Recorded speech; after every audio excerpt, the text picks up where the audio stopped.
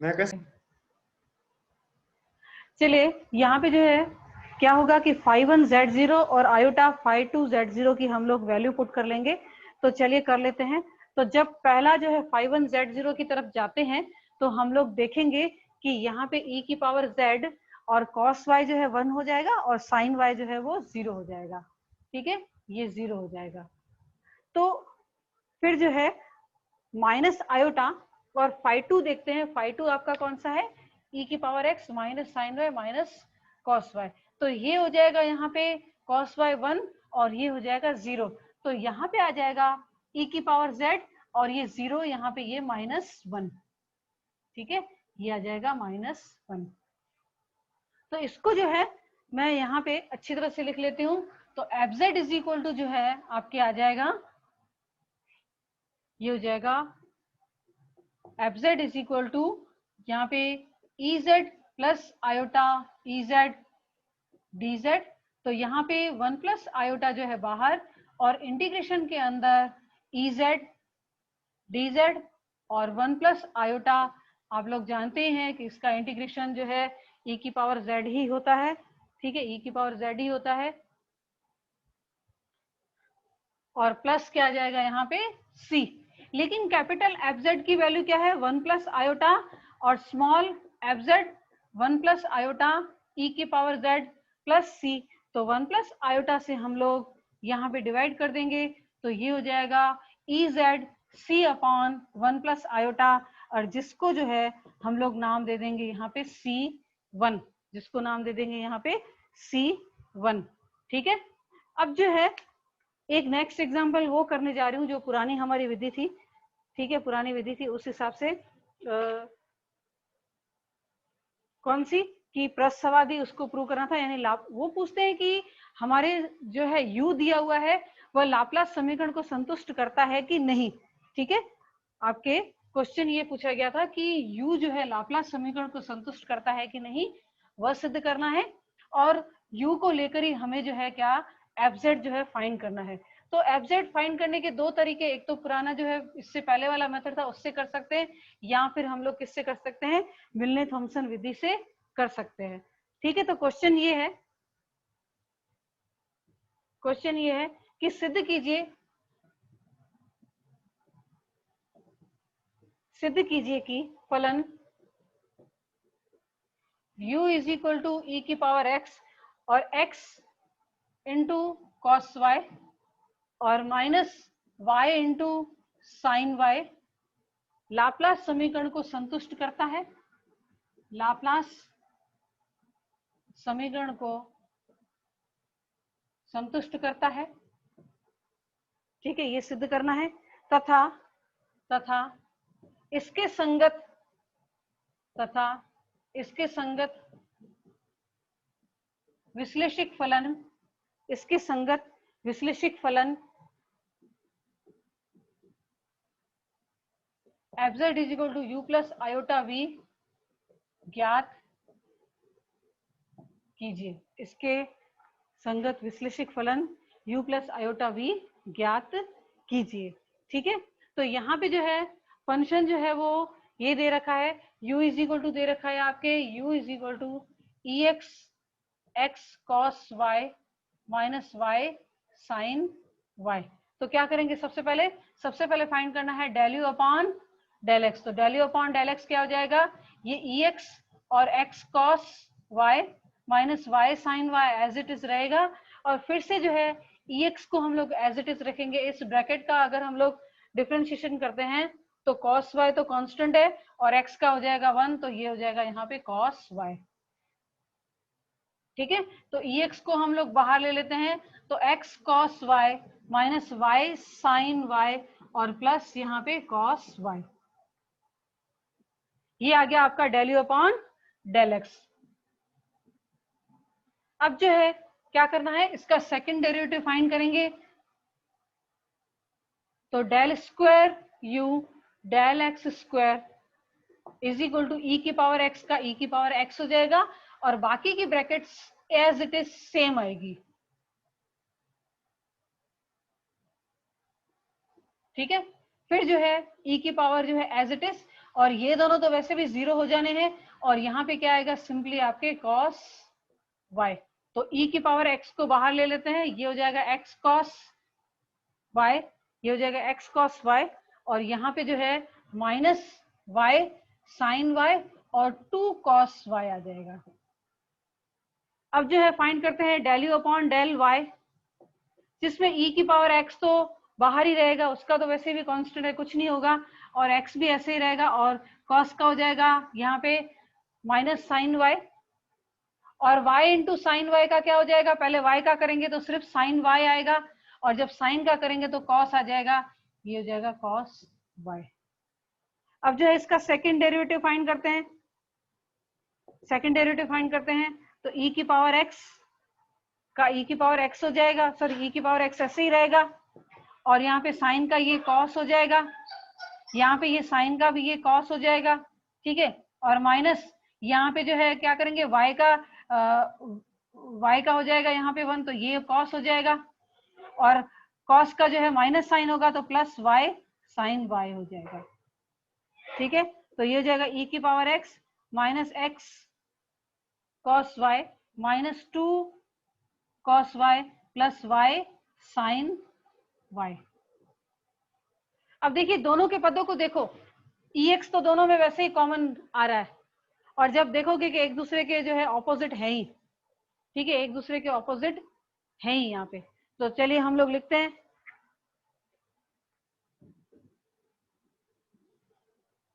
तो del square u del x square plus del square u del y square is equal to, यहाँ पे पूरे पद एक साथ लिख लेती हूँ, e की पावर x दोनों में ही कॉमन ले लेती हूँ कि दोनों में ही है, तो पहला है x cos y minus y sine y plus 2 cos y, ठीक है, फिर जो है यहाँ पे हो जाएगा minus x cos y plus y sine y और माइनस 2 cos y, ठीक है, आपस में सारे ही कैंसिल हो रहे हैं, और इज इक्वल टू आ रहा है 0। देयरफॉर u लाप्लास समीकरण को संतुष्ट करता है, u लाप्लास समीकरण को संतुष्ट करता है, ठीक है, u जो है वो लाप्लास समीकरण को संतुष्ट करता है। तो अब जो है क्या फाइंड करना है हमें, अब फाइंड करना है आपके fz। तो fz फाइंड करने के दो तरीके हैं, या तो आप मिलने थॉम्सन यूज कर लो, ठीक है, जैसे मैंने किया मिलने थॉम्सन से क्या था कि del u upon del x तो मैंने ऑलरेडी फाइंड करके रख दिए, तो उससे जो है सीधा ही जो है निर्धारण कर सकती हूँ, तो लिखेंगे कि मिलने थॉम्सन विधि से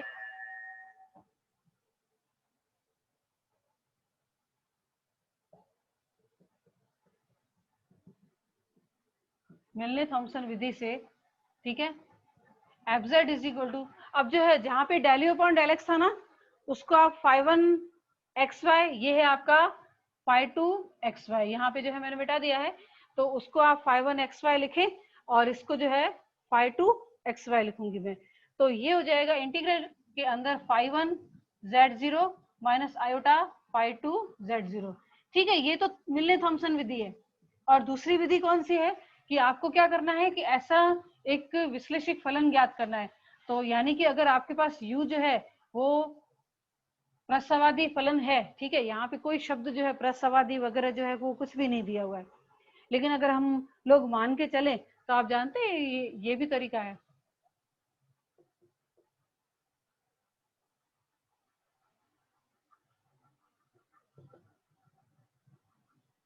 माइनस साइन आगे, और del u upon del y del u upon del x, ठीक है, डेल यू अपॉन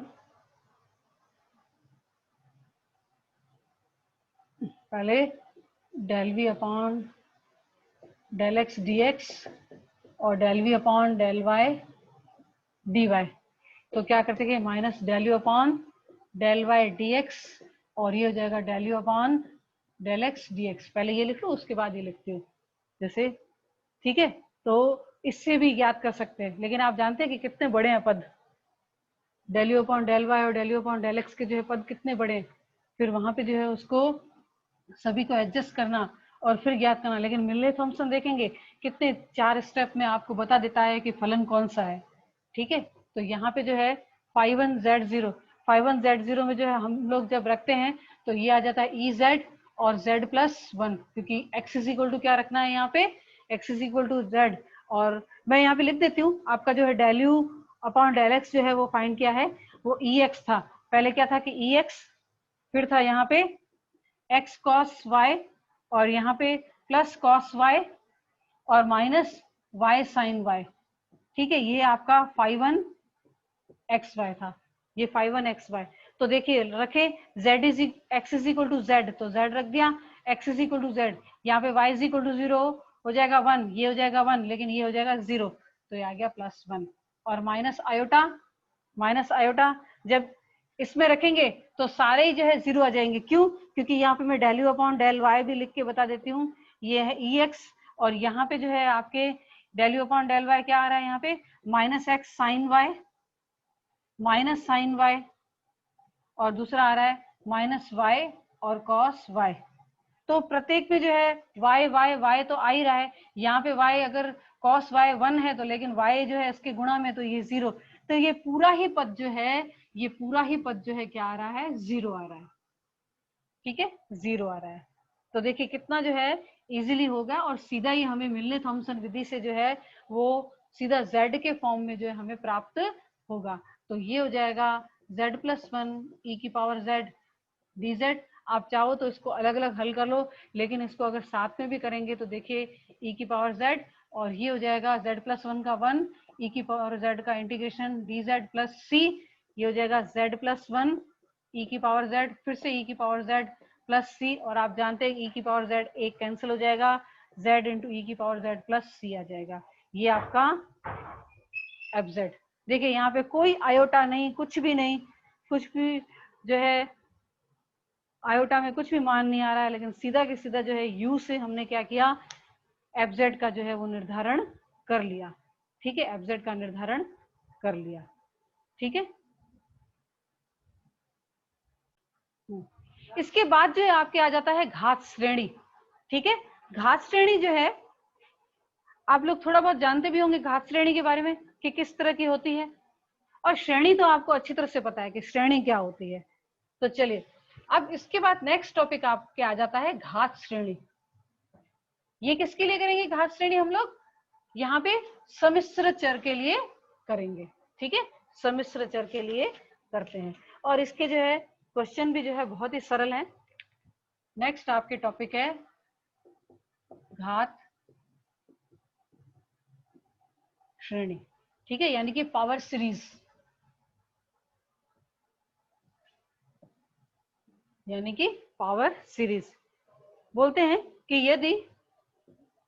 यदि सम्मिश्र चर an तथा a, ठीक है, यहाँ पे a जो है वो क्या है, यहाँ पे कोई संख्या नहीं है, रियल नंबर नहीं है, यहाँ पे क्या है, दोनों ही सम्मिश्र चर हैं। ठीक है, सम्मिश्र हो तो अब देखिए श्रेणी, कौन सी श्रेणी, ये समेशन an और z माइनस a की पावर n, an और z माइनस a की पावर n, a के परित घात श्रेणी। अब इसमें परिभाषा में और कुछ नहीं, आपको क्या परित घात श्रेणी कहलाती है, अब डेफिनेशन में और कुछ नहीं है, चर हो तो यहाँ पे जो है ये क्या होगा कि an यानी कि a1 a2 a3 n is equal to 1 to infinity, इस तरह से चलते रहेंगे। फिर क्या होगा, z माइनस a की पावर 1, z माइनस a की पावर 2, z माइनस a की पावर 3। अगर मैं इसको एक्सपांड करूं तो आप जानते हैं ये इस तरह की श्रेणी बनती है।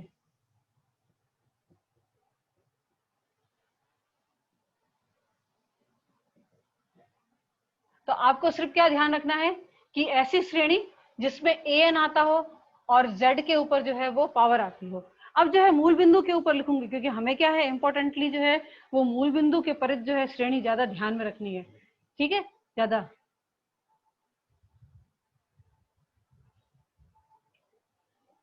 तो यहाँ पे जो है यदि a इज इक्वल टू 0, तो summation n is equal to 1 to infinitive an zn। तो क्या कहेंगे कि मूल बिंदु के परित श्रेणी कहलाती है, परित श्रेणी कहलाती है। तो आपको जो है क्या याद रखना है, घात श्रेणी में। और मैं इतना तो जानती हूं कि आपको ये पद जो है पता होगा, आपके लिए नया नहीं है, ये आपके लिए नया नहीं है। ऐसी श्रेणी जिसमें जो है an जो कि क्या है, सम्मिश्र चर, ठीक है, सम्मिश्र अचर, क्या बोल रही हूँ, सम्मिश्र अचर, सॉरी, an और a, और z क्या है आपका, z जो है आपका सम्मिश्र चर है, ठीक है। z जो यहाँ पे आ जाता है वह क्या है आपका सम्मिश्र चर है, ठीक है, ये दोनों अचर रहेंगे, सॉरी। तो इस तरह की जो है, इस तरह की श्रेणी जिसमें an जो है वो अचर आते हो और z के ऊपर जो है पावर जो है वो बढ़ती जाए और अनंत तक, ये श्रेणी कितनी है, ये अनंत तक जो है वो चलती रहती है, तो ऐसी श्रेणी जो है क्या कहलाती है, घात श्रेणी कहलाती है। और आप अच्छी तरह से जानते हो, ठीक है, आपने ऐसे पहले जो है देखी होगी, आपने जो है ये श्रेणियां कहाँ पे देखी है, आपने फर्स्ट ईयर में देखी है। फर्स्ट ईयर में जो है आपने पढ़ा था सिग्मा UN, क्या पढ़ा था, सिग्मा UN। और पता है ऐसी श्रेणी भी थी, कौन सी थी, x, ठीक है, फिर आ जाता 1 की पावर 1, ठीक है, x की पावर 1 और यहाँ पे 2 फैक्टोरियल। चलिए अब आगे बढ़ते जाओ, यहाँ पे क्या हो जाएगा 2 की पावर 2, ठीक है, 2 की पावर 2 और यहाँ पे जो है x की पावर 2 और अपान जो है 3 फैक्टोरियल। यहाँ पे जो है इस तरह से जो है श्रेणी जो है वो चलती जाती थी। यहाँ पे 1 आ जाएगा पहले पद में। तो देखिए आपने ऐसी जो है वास्तविक संख्याओं के लिए पढ़ी होगी जिसमें 1 की पावर 1 अपान 2 फैक्टोरियल, ये सारे पद क्या हैं, ये सारे कांस्टेंट है, लेकिन चर कौन सा है, x है। इसके जो है अभिसरण और अपसरण के बारे में पढ़ा है ना आपने, किसके बारे में पढ़ा है, अभिसरण और अपसरण के बारे में पढ़ा है। तो वही श्रेणी है, लेकिन यहाँ पे क्या है, यहाँ पे जो है इसको क्या कहते हैं, घात श्रेणी कहते हैं, ठीक है, घात श्रेणी कहते हैं। और घात श्रेणी जो है वो क्या होती है कि एक जो है बिंदु पर केंद्रित होती है और उसका केंद्र जो है, इसका केंद्र क्या है, इसका केंद्र कहेंगे तो A है और इसका केंद्र क्या हो जाएगा, यहाँ पे मूल बिंदु हो जाएगा, ठीक है। और इन श्रेणियों के जो है अभिसरण के बारे में और अपसरण के बारे में भी हम लोग बात कर सकते हैं कि ये घात श्रेणियां जो है वो कब जो है अभिसारी होंगी और कब जो है ये अपसारी होंगी, ठीक है। और इनकी जो है अभिसरण की त्रिज्या क्या होगी, यानी कि ये क्या करेंगे कि एक जो है अपना एक जो है प्रदेश जो है वो चुन लेंगी, उस प्रदेश के अंदर जो है वो जो है हमारी श्रेणी जो क्या होगी, अभिसारी होगी, ठीक है, अभिसारी होगी। तो ये कब होगी, कैसे होगी, ये पूरा प्रोसेस जो है हम यहाँ पे करेंगे, पूरी तरह से देखेंगे कि ये जो हमारी श्रेणियां जो है अभिसारी अपसारी कब होती है, और अगर इस तरह की श्रेणियां हैं तो उनकी अभिसरण त्रिज्या जो है वो किस तरह से ज्ञात की जाती है, तो इस बारे में भी जो हम लोग यहाँ पे विचार करेंगे, ठीक है। तो अभी तक जो है आपको सिर्फ इतना ही याद रखना है कि घात श्रेणी होती क्या है। तो उसके लिए जो है जस्ट आपको ये फॉर्मूला जो है वो याद रखना है, और इम्पोर्टेंटली ये वाला, ठीक है, ये वाला फॉर्मूला जो है summation n is equal to 1 to infinitive, ठीक है, n is equal to 1 to infinitive और an और z की पावर n, ठीक है। तो कोई an और a अगर सम्मिश्र अचर हो तो ये श्रेणी जो है वो क्या कहलाती है, घात श्रेणी जो है वो कहलाती